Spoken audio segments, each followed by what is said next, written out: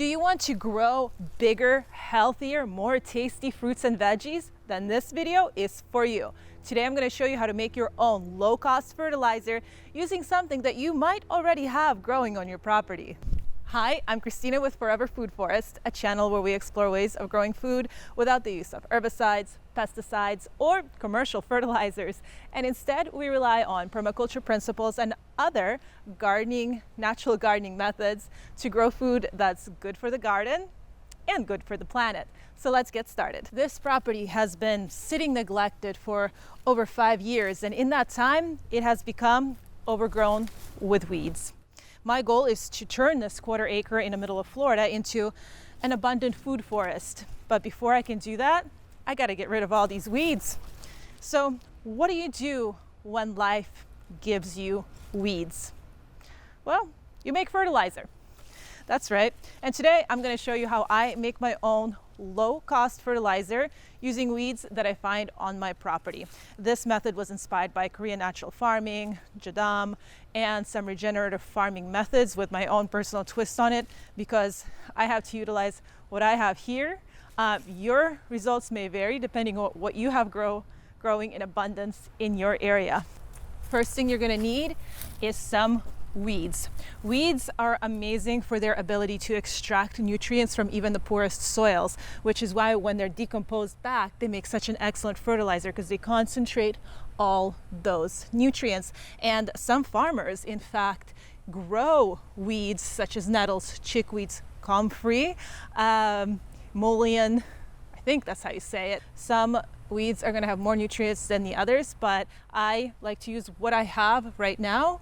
And I might grow some soil building crops in the future once all of this is cleared of all of these noxious and invasive weeds. So let's get cooking. The things that you need to make fertilizer, you're going to need a bucket, preferably with a lid, a brick or a heavy rock to weigh your weeds down, and water. Rainwater is best, but any water that has not been treated with chemicals such as clean river water, well water, spring water, estuary, tributary, any kind of water other than the water that's been treated with chemicals will do. If you only have access to tap water, you can let it sit out for 48 hours because that's going to allow some of the chemicals to evaporate. The chemical is probably like fluorine, fluoride, chlorine. Chlorine kills the microbes in the water, and our goal is to have as many microbes as possible. Jesus, Lou crackers. All right, it looks like it's about to storm, so I'm gonna go inside because this is not looking good.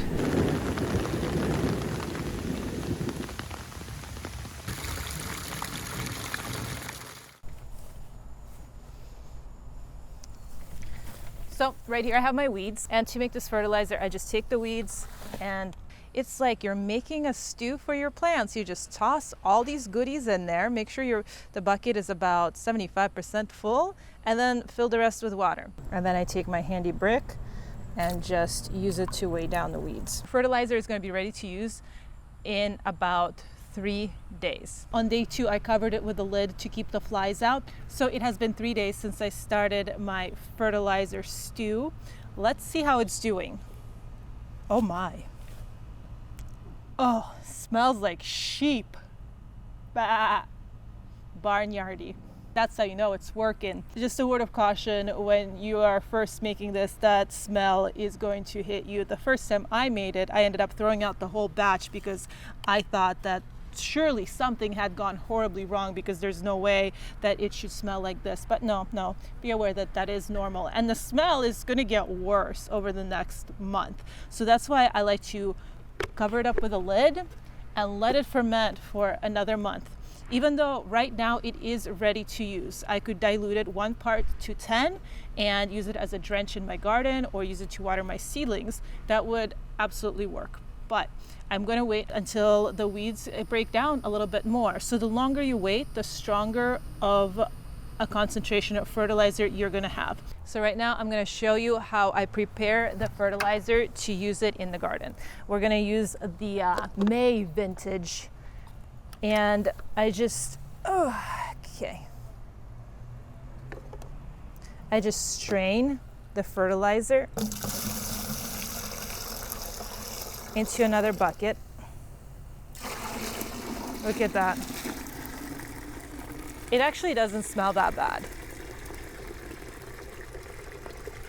Look at the color on that. That is funky. So the ratio I want to dilute it at is 30:1. I have 2 gallons of water here, rainwater. This is a little over 100 milliliters.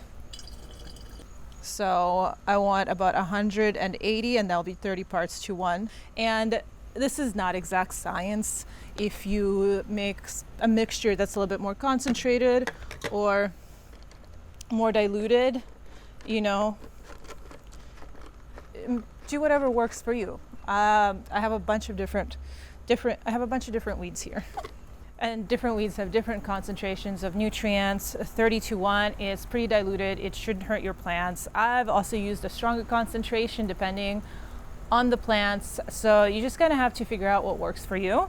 But 30:1 is a good starting point. Now I'm just gonna apply it to my okra seedlings over here.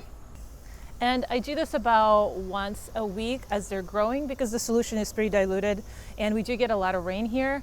The rain has a tendency to wash away any excess fertilizer into our waterways. So I'm really careful about how much fertilizer I apply and how often. I try to apply less fertilizer than needed more often, because any excess I put in here is going to just get washed away. I did a little comparison to see if this fertilizer actually shows improvement in plants, and I have 2 turmeric plants that were both started at the same time from the same size corms. One has been fertilized with this fertilizer, and the other one I just left alone, and I've been watering it. That's it. And look at the difference. It's kind of small, a little weak, but the one that has been getting the fertilizer is twice as big. This is amazing. So this stuff really works. It's a little funky, it's a little smelly, but it's free, and you can have as much of it as you want. As long as you have weeds, you can have fertilizer. Great thing about this fertilizer is that it is all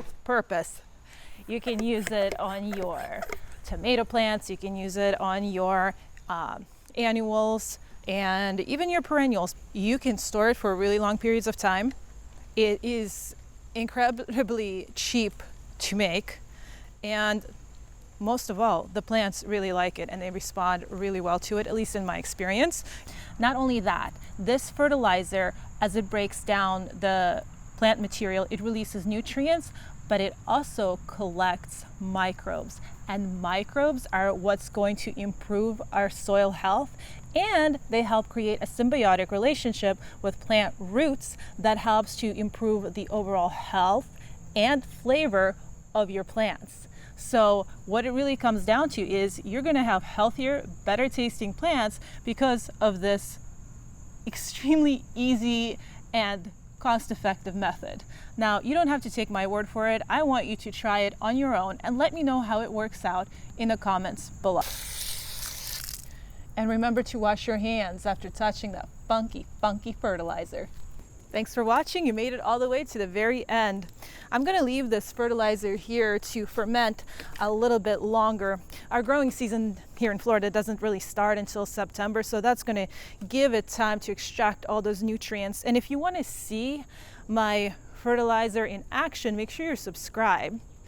And if not, hit that subscribe button. And if you want to see whether I succeed or fail into turning this property into a food forest, stay tuned. And until next time, make something out of those weeds. Bye-bye.